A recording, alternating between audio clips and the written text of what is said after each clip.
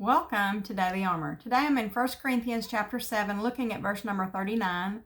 I challenge you to study these verses out for yourself because everybody's in a different situation. Go from verses 25 all the way down to the end of the chapter, which is through 40. But today in the Lord is a marriage in the Lord. And I want to remind you that anybody that's a Christian, you are part of the bride of Christ. You are the bride of Christ. And so we are entered into a marriage relationship with the Lord through salvation. And that is a relationship that comes with love and care and attention and working with one another and working, to the common goals, which is whatever pleases the Lord. And so as we talk about marriage today, everybody's in a different situation. You may be single, never married. You may be married and have been for many years. You may be newly married. You may be fixing to get married. You may be, a widow. And maybe you've only been that for a short time. Maybe you've been that for many years. So everybody's in a different situation. But the gist of what these verses are telling us is that there is wonderful to be either one. When those marriages, either as together or together our relationship, if for me, I'm a married woman, and so my husband and I are one, and we are to serve the Lord together as one. And there's things that there's some advantages to that. There's some disadvantages to that. And Paul talks about it in the scripture because we do have to consider one another. And I'm thinking about, things that he might need me to help him with, or how can I assist him, or how can I make things easier. And he's thinking about, what things are going to, help me through a hard time, help me while I've been grieving. How can we, work together? And then ultimately we're working together to serve the Lord together as one. But these verses encouraged me that even if, that God takes my husband from me before he takes me and I am left a widow, I'm just confident that the Lord has something special for me. And the Lord will have something special for him if it goes the other way around. Ministry may look different or be different for him. Maybe nothing would change for him. I don't know. But I think that when you're separated through death, then we don't have to feel like that we have to have another spouse, because the God's saying, I'm right here. You already have what you need. You have that relationship that you need and through him, in the Lord. And so this is a marriage in the Lord. Now let's look at verse number 39. And like I said, I'm not going to get into this to a whole lot. I'm really going to specifically share how the Lord has helped me in my situation as a married woman. And for those of you that are single, never married, those of you that are single, widowed or divorced, or whatever your circumstances may be, you read these verses and ask the Lord to help you in whatever circumstance you're in. See that all we need is him to get, even if we're married together, the way that he and I get closer and closer together is as we get closer and closer to the Lord, that's bringing us closer together.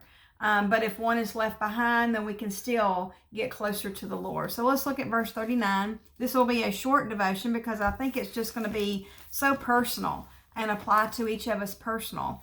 Verse number 39 says, the wife is bound by the law as long as her husband liveth. But if her husband be dead, she is at liberty to be married to whom she will, only in the Lord.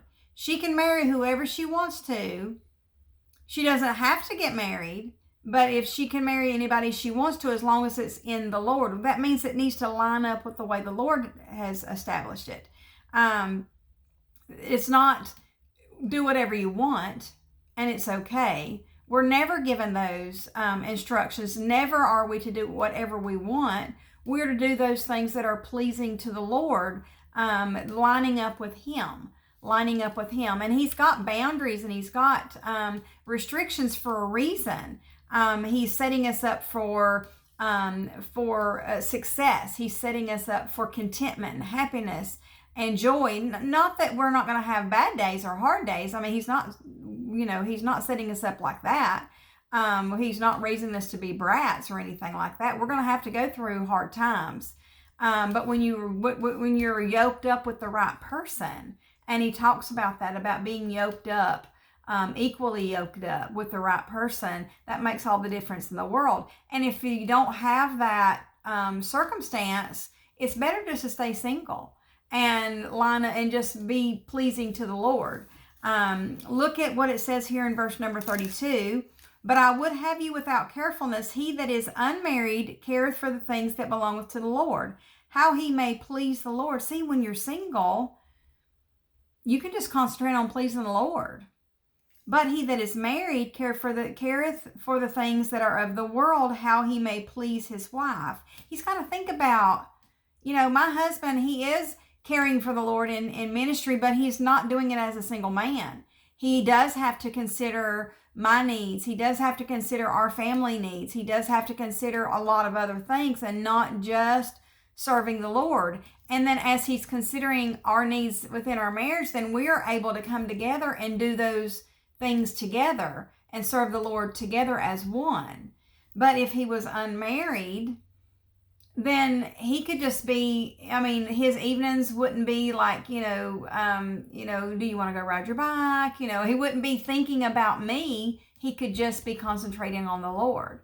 But in our situation, we are married. And and Paul is saying here that it's wonderful to be either one.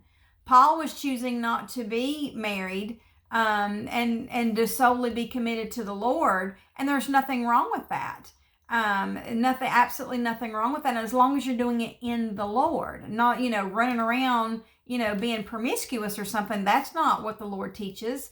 That the Lord is not teaching to stay single but live however you want to. No, the Lord's not teaching us that. He's saying do it in the Lord.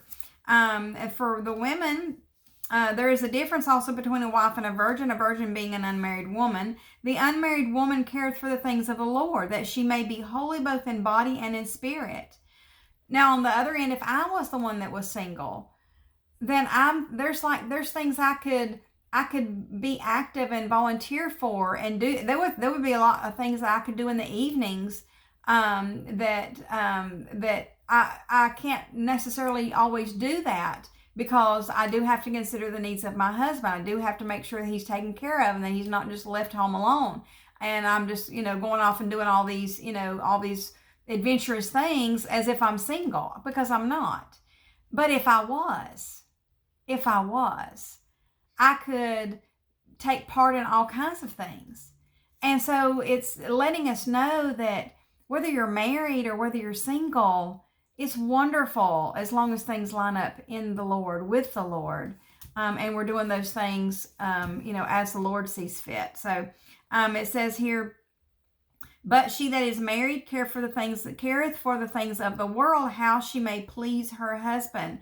As a married woman, I have to consider. As a married woman, for those of you that are married, you have to consider that spouse.